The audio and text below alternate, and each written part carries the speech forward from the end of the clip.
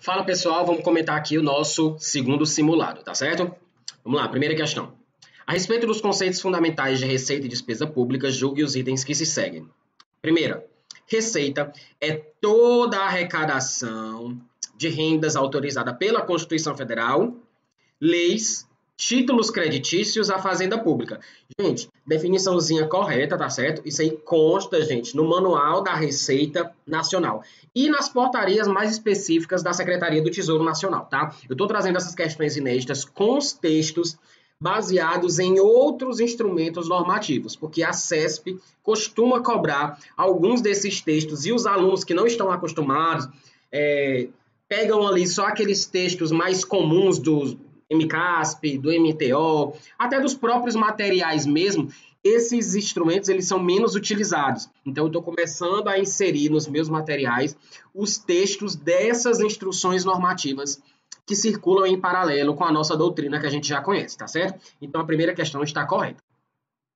Segunda, receita sob o enfoque das normas aplicáveis às empresas privadas são aumentos nos benefícios econômicos durante o período contábil, sob a forma de entrada de recursos ou aumento de ativos ou diminuição de passivos, que resultem em aumento de patrimônio líquido e que não sejam provenientes de aporte dos proprietários da entidade.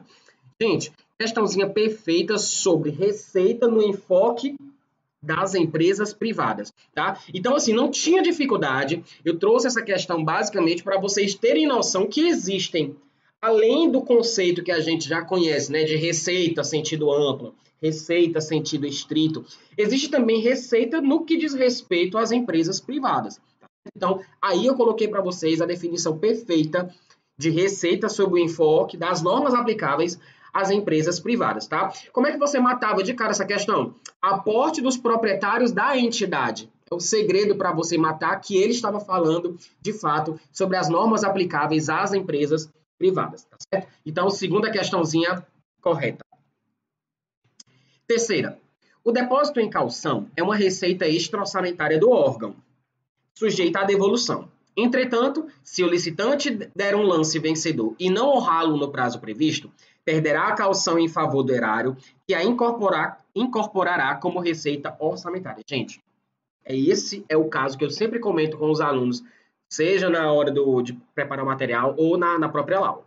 Seguinte, será considerado como receita, se você pegar o artigo 57 da Lei 4.320, você vai ver, será considerado como receita tudo aquilo que for arrecadado, inclusive as operações de crédito, né? Inclusive as provenientes de operação de crédito, mesmo que não inseridas no orçamento. Ou seja, vai ser considerado orçamentária, ressalvado o que está lá no artigo 3º, parágrafo único, que são as extra-orçamentárias, que é aí que entra a calção. Então, tudo que for arrecadado que não for extra-orçamentário, será considerado orçamentário. Artigo 57 da Lei 4.320. Mesmo que não prevista no orçamento. Olha o caso das doações. Não tem como a gente prever uma doação no orçamento, mas se ela for arrecadada em espécie, ela vai ser considerada orçamentária. Então, trabalhou num ponto em que pode haver a conversão de algo que era extra-orçamentário para orçamentário? Sim, é um dos casos aí que eu mencionei na questão, tá? Uma calção que fica como no poder público como um mero depositário sujeito à devolução, se o licitante não honrar com algum compromisso daquela garantia, ou seja, entrar em uma daquelas penalidades previstas lá na Lei 8.666, essa calção ficará em nome do poder público e vai deixar de ser extra-orçamentária e passará a ser orçamentária. Então, o gabaritozinho dessa questão está correto. A questão perfeita, tá certo? Vamos já comentar mais um bloco de 3 questões.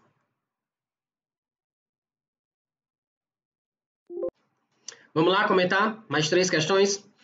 A classificação por esfera orçamentária da Receita é a menor célula de informação no contexto orçamentário para as receitas públicas. Por isso, contém todas as informações necessárias para as devidas alocações orçamentárias. Para identificar a origem de determinada receita pública, de acordo com o acontecimento real que ocasionou o ingresso da receita nos cofres públicos, utiliza-se a classificação por natureza da receita. Gente, a questão está quase toda correta, ela só errou lá no comecinho. Certo? Então, quem traz a menor célula de informação da classificação pela receita é a natureza da receita. É na natureza da receita que a gente vai ter a categoria econômica, E mais? A origem, a espécie, o desdobramento e o tipo. Certo? Então, a classificação por natureza da receita é a menor célula de informação no contexto orçamentário. E, de fato, gente, essa classificação ela ocorre de acordo com o acontecimento real que ocasionou o ingresso público nos cofres públicos, tá certo? Então, a quarta questão ela está errada, porque lá no começo ela fala por esfera orçamentária. Gente, está errado. A classificação por esfera orçamentária, ela diz respeito se aquele orçamento vai fazer parte do orçamento fiscal, da Seguridade Social ou do orçamento de investimentos, tá certo? Conforme o artigo 165, parágrafo 5º da Constituição Federal. Então, a quarta questão está errada. Quinta, despesa pública em sentido amplo é o fluxo que deriva da utilização de crédito consignado no orçamento da entidade, podendo ou não diminuir a situação líquida patrimonial. Professor, não entendi por que essa questão está errada. Presta atenção. Gente, essa é a definição de despesa pública em sentido estrito.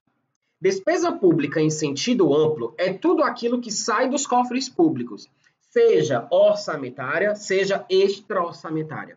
Então, despesa pública em sentido amplo engloba a orçamentária e a extra-orçamentária. Despesa pública em sentido estrito, aí sim, é o fluxo que deriva da utilização de crédito consignado no orçamento da entidade. Crédito esse que pode ou não diminuir a situação líquida patrimonial. Por quê? Porque nós temos as despesas efetivas e as não efetivas, tá? Quando ela não afeta a situação líquida, elas são as chamadas não efetivas. Em regra, são as despesas de capital, tá certo? E as que vão ocasionar aí uma variação patrimonial diminutiva, vão diminuir a situação líquida, aí sim, são as despesas efetivas. Mas o erro da questão é afirmar lá no início que isso é despesa em sentido amplo. A definição da questão é despesa em sentido estrito, tá certo? Questãozinha errada. Sexta, toda despesa pública deve necessariamente constar no orçamento anual ou em créditos adicionais para receber a competente autorização legislativa que permita a sua execução. Gente, questãozinha perfeita, tá na Constituição Federal, tá certo? Você tem que ter noção de que toda despesa pública ou ela vai estar autorizada na lei orçamentária ou nas leis de créditos adicionais, tá certo? Então aí, gente, a gente está falando de despesa pública em sentido estrito. Vejam que essa questão ela não disse se era sentido amplo ou era sentido estrito, mas com o passar do tempo, quando vocês forem fazendo muitas questões, você vai saber exatamente o que é que o autor está falando. Nesse caso, ele está falando da despesa pública sentido estrito. Só são somente aquelas despesas orçamentárias, tá certo? Então, daqui a pouco a gente comenta mais 3 questões, gabarito da sexta, questão correta. Vamos lá, 7ª questão. Enquanto não houver a efetiva entrega do bem, material ou serviço, a nota de empenho poderá ser cancelada. Gente, questãozinha certa. Primeiro, a nota de empenho, gente, é diferente do empenho. A nota de empenho é um instrumento que vai garantir o empenho. O reconhecimento da despesa conforme a Lei 4.320, que é o reconhecimento em termos orçamentários, de fato, você vai considerar uma despesa orçamentária do exercício, por exemplo, uma despesa de 2020 é uma despesa regularmente empenhada em 2020. Agora, enquanto a nota de empenho não tiver sido emitida, a gente pode sim cancelar essa nota de empenho. Gente, isso você tem que levar para a sua teoria, para você fazer na sua prática, na sua prova. Porque na prática, a gente derruba empenho, a gente pode derrubar a liquidação, a gente pode cancelar. A gente faz tudo isso via sistema. Mas a questão, ela trouxe uma regra doutrinária. É isso que traz os manuais da Secretaria do Tesouro Nacional, o manual da Despesa Nacional. Eles trazem exatamente como está aí, que eu trouxe para vocês, transformei em questão. Enquanto não ocorrer a efetiva entrega do bem, material ou serviço, que em regra é isso que garante a liquidação da despesa, a nota de empenho, que é uma etapa antes, ela pode sim ser cancelada, já que a gente ainda não liquidou. Não houve ainda um direito adquirido pelo credor, certo? Então a questãozinha 7 está correta. 8. A programação financeira define quanto se pretende desenvolver do produto por meio da meta física, ao passo que a programação física define o que adquirir e com quais recursos. Gente, está trocado. é a programação física que define quanto se pretende desenvolver do produto por meio da metafísica.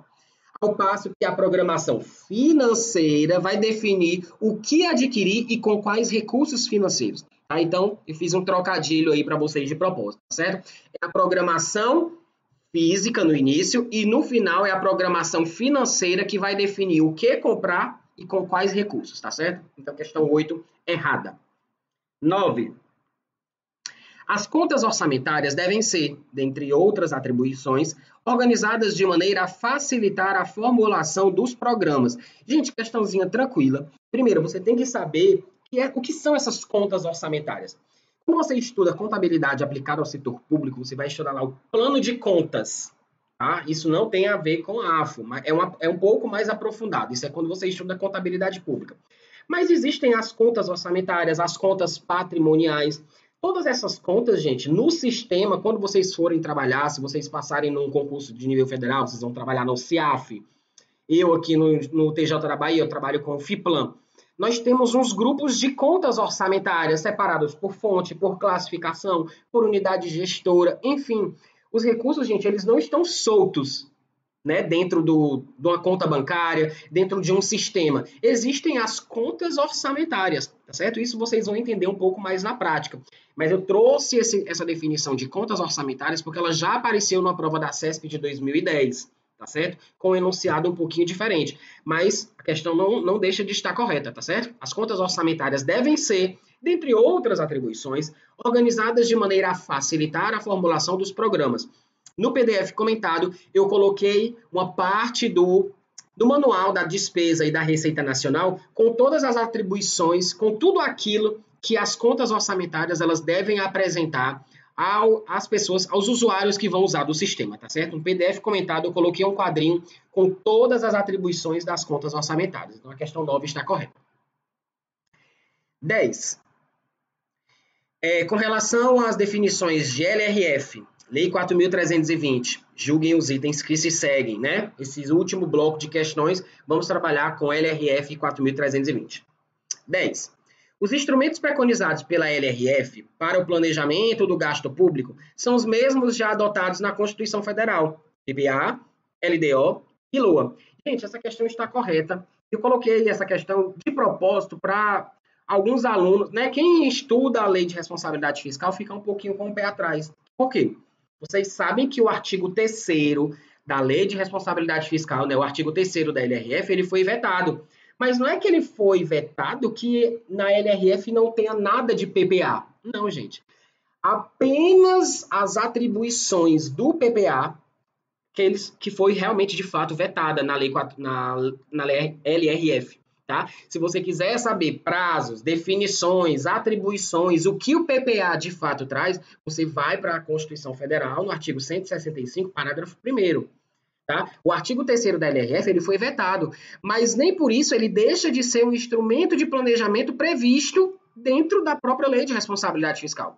Se você for no artigo 48 da LRF, você vai ver que ele vai dizer assim, ó, são instrumento de transparência, os planos, os programas, a lei de diretrizes orçamentárias, o orçamento anual. Então vejam que o PPA ele é trabalhado em outros momentos da LRF. Ele só não foi descrito como foi na Constituição Federal. Então esse artigo 3º ele foi vetado, mas os 3 instrumentos, no geral, eles são sim também abordados dentro da Lei de Responsabilidade Fiscal, tá certo? Então, gabarito da questão correta, PPA, LDO e LOA também são instrumentos que aparecem na Lei de Responsabilidade Fiscal, mesmo que o artigo 3º dessa lei tenha sido vetado, tá certo?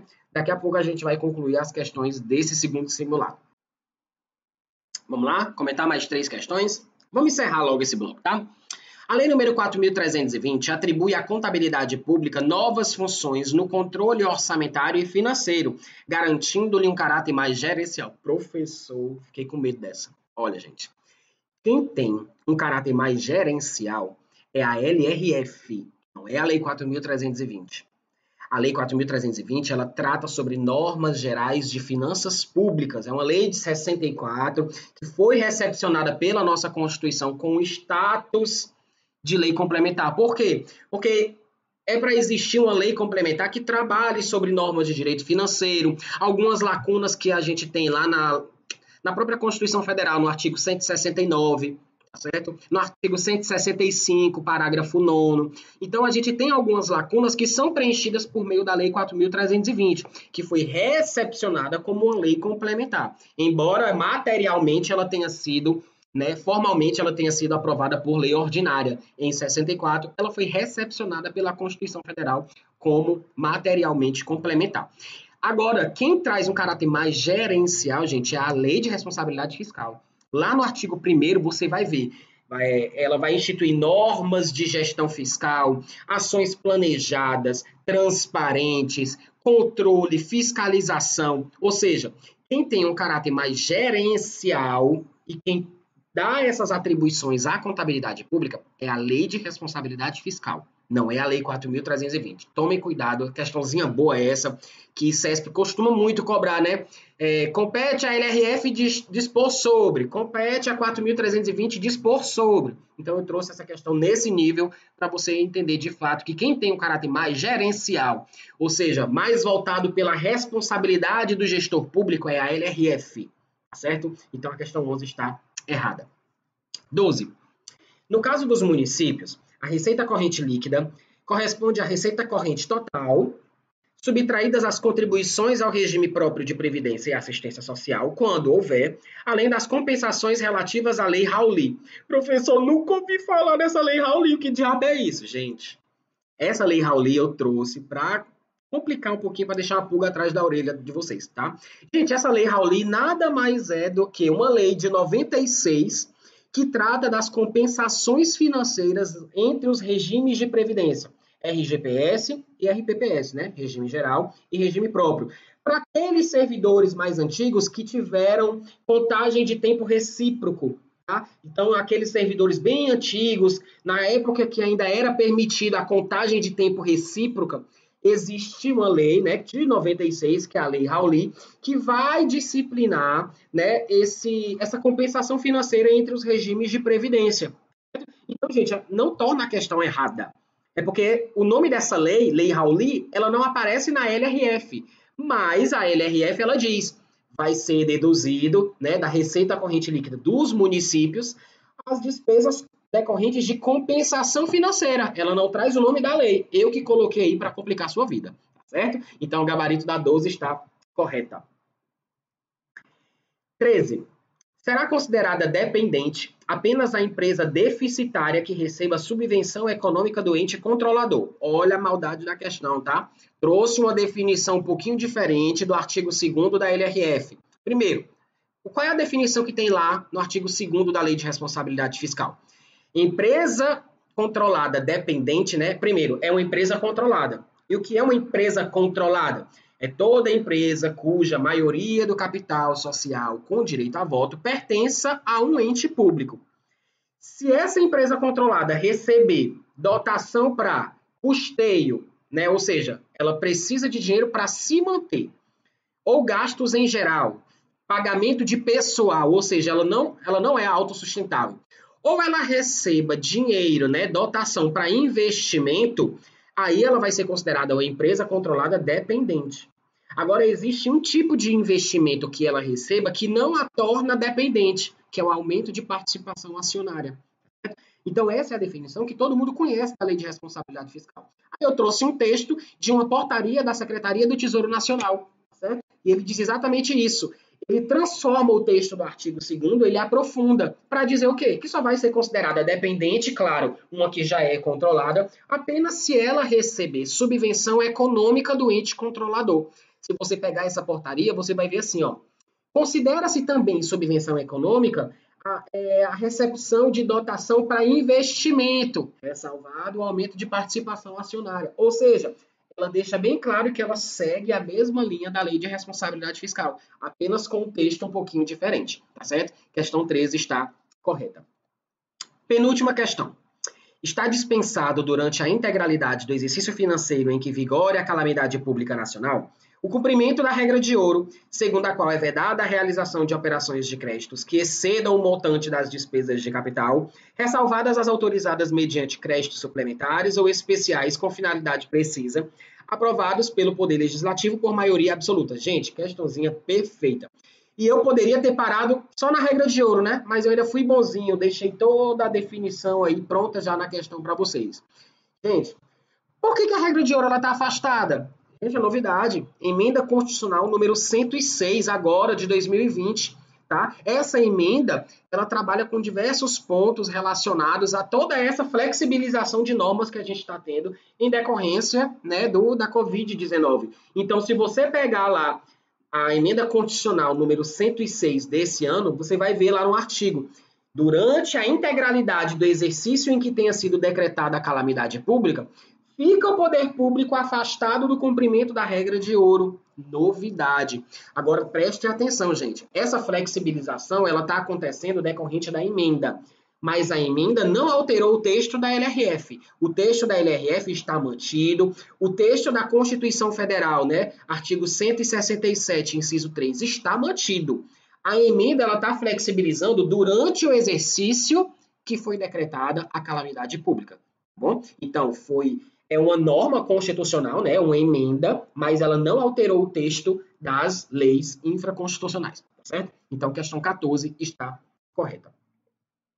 Fechando o nosso segundo simulado, se um administrador público realizar um contrato com execução prevista em vários exercícios, plurianual, então poderá o gestor inscrever em restos a pagar, ao final do exercício vigente, as despesas que não sejam da competência daquele exercício. Gente, errado. Ele só vai inscrever em restos a pagar. Tipo, primeira coisa, despesas com gastos plurianuais só vai ser inscrita no restos a pagar no último ano da vigência do crédito. Isso está lá na Lei 4.320. Segundo, o gestor ele só vai alocar em cada lei orçamentária anual a parte do investimento que diz respeito àquele ano. Ou seja, um investimento que começa agora em 2020 vai terminar em 2022, por exemplo, dentro da LOA de 2020 só vai ter orçamento para executar parte do investimento durante o ano de 2020. As parcelas que vão ainda ser, né, executadas nos anos posteriores, elas vão ter dotações respectivas nas suas futuras LOAs, na LOA 2021, na LOA 2022. Mas, professor, eu vi a história dessa emenda constitucional número 102 e número 105, e dá uma previsão plurianual dentro da própria LOA. Sim, a gente teve mudança com relação a isso, mas não é que a LOA agora ela ultrapassa o exercício financeiro, não. É a LOA do ano que começa o investimento, ela vai trazer um quadro com previsões plurianuais, mas as despesas dos próximos anos vão ter suas respectivas dotações custeadas pela LOA daquele ano. Isso não fere o princípio da anualidade, certo? Então, questão 15 está errada. E até o próximo simulado, gente. Estudem, revisem essas questões. Eu acho que esse simulado foi um pouco mais pesado. E se preparem que o próximo vai vir pior, tá? Abraço, até a